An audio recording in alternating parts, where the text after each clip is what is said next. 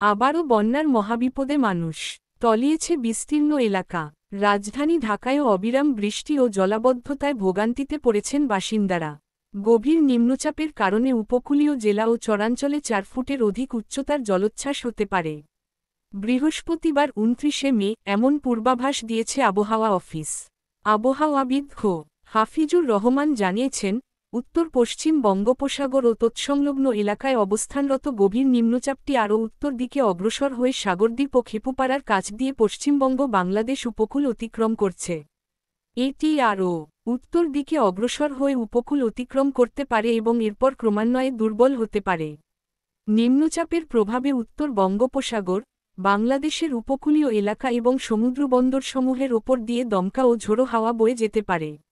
বর্তমানে গভীর নিম্নচাপের কারণে কেন্দ্রের ৪৮ কিলোমিটারের মধ্যে বাতাসের একটানা সর্বোচ্চ গতিবেগ ঘণ্টায় ৫০ কিলোমিটার, যা দমকা অথবা ঝোড়ো হাওয়া আকারে ৬০ কিলোমিটার পর্যন্ত বাড়ছে। গভীর নিম্নচাপের কারণে কেন্দ্রের নিকটবর্তী এলাকায় সাগর উত্তাল রয়েছে। এর অবস্থায় চট্টগ্রাম, কক্সবাজার, মংলা ও পায়রা সমুদ্রবন্দরকে ৩ নম্বর স্থানীয় সতর্ক সংকেত দেখিয়ে যেতে বলা হয়েছে। এদিকে অমাবস্যা ও গভীর নিম্নচাপের কারণে উপকূলীয় জেলা চট্টগ্রাম, নোয়াখালী, লক্ষ্মীপুর, ফেনী, চাঁদপুর, ভোলা, হাতিয়া, সন্দ্বীপ, বরগুনা, পটুয়াখালী, বরিশাল, পিরোজপুর, ঝালকাঠি, বাগেরহাট, খুলনা, সাতক্ষীরা এবং তাদের অদূরবর্তী দ্বীপ ও চরগুলো ২ থেকে ৪ ফুট অধিক উচ্চতার বায়ুতাড়িত জলোচ্ছ্বাসে প্লাবিত হতে পারে। উত্তর বঙ্গোপসাগরে অবস্থানরত সব মাছ ধরার নৌকা ও ট্রলারকে পরবর্তী নির্দেশ না দেওয়া পর্যন্ত নিরাপদ আশ্রয় থাকতে বলা হয়েছে। নিজস্ব প্রতিবেদক ও প্রতিনিধিদের খবর।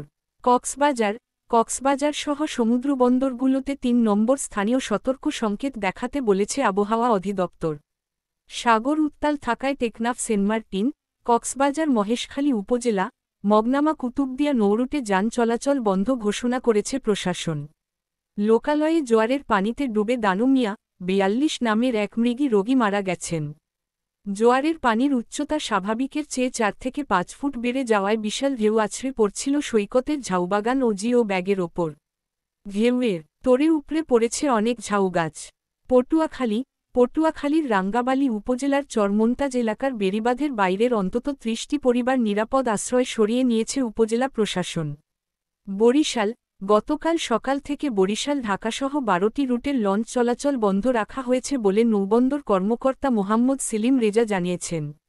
নোয়াখালী, বৈরী আবহাওয়ার কারণে দ্বিতীয় দিনের মতো নোয়াখালীর দ্বীপ উপজেলা হাতিয়ার সঙ্গে সারা দেশের নৌ চলাচল বন্ধ ছিল।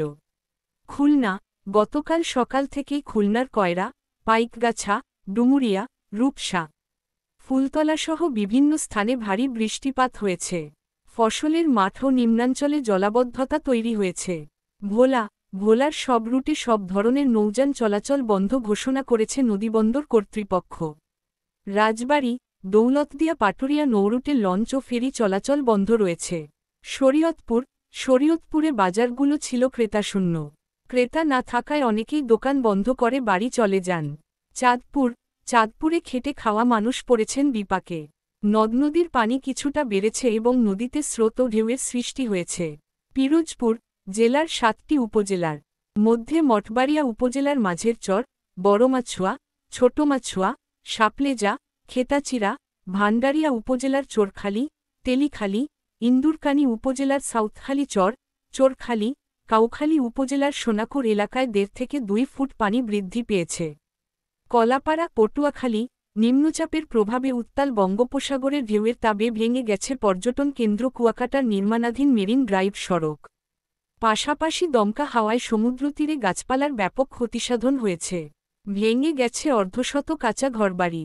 এছাড়া ওয়াপদা বেড়িবাঁধের বাইরে শত শত ঘরবাড়ি, দোকানপাট জোয়ারের পানিতে প্লাবিত হয়েছে। বাগেরহাট, বঙ্গোপসাগরে সৃষ্ট নিম্নচাপের প্রভাবে ঝোড়ো হাওয়ার পাশাপাশি ৬ ফুট উচ্চতার জলোচ্ছ্বাসে তলিয়ে গেছে গোটা সুন্দরবন। কটকা, কচিখালা, দুবলা, শেলারচর সহ সমুদ্র উপকূলের বন ৬ ফুট পানির নিচে তলিয়ে থাকলেও সুন্দরবনের সবথেকে উঁচু এলাকা চাঁদপাই রেঞ্জের করমজল বন্যপ্রাণী প্রজনন ও পর্যটন কেন্দ্রটিও ৮০ সেন্টিমিটার পানিতে তলিয়ে রয়েছে। এ অবস্থায় গতকাল দুপুরে জলোচ্ছ্বাসে দুবলারচরে মারা গেছে একটি হরিণ। শেলারচর টহল ফাঁড়ি এলাকার নদী থেকে ভেসে যাওয়া একটি হরিণও উদ্ধার করেছে বনরক্ষীরা। সুন্দরবনের শরণখোলা রেঞ্জ কর্মকর্তা রানা দেব জানান, বঙ্গোপসাগরে সৃষ্ট লঘুচাপের প্রভাবে গতকাল দুপুরে ৬ ফুট জলোচ্ছ্বাসে সুন্দরবন তলিয়ে গেছে। পানিতে সুন্দরবনের বিভিন্ন টহল ফাঁড়ির অফিস ব্যারাক কিছুটা ক্ষতিগ্রস্ত হয়েছে। পানির তীব্র স্রোতে শেলারচর থেকে একটি হরিণ ভেসে যাওয়ার সময় বনরক্ষীরা তা দেখতে পেয়ে হরিণটিকে উদ্ধার করে। পরে উদ্ধারকৃত হরিণকে সুন্দরবনে ছেড়ে দেওয়া হয়েছে। জলোচ্ছ্বাসে দুবলারচরে মারা গেছে হরিণ। পর্যটন স্পট কটকা অভয়ারণ্য কেন্দ্রের ভারপ্রাপ্ত কর্মকর্তা ফরেস্টার আব্দুস সবুর বলেন, জলোচ্ছ্বাসে কটকার বন ৬ ফুট পানিতে তলিয়ে যায়। এই সময় অনেক হরিণ কটকা ফরেস্ট অফিসের পুকুরপাড়সহ উঁচু জায়গায় এসে নিরাপদ আশ্রয় নেয়।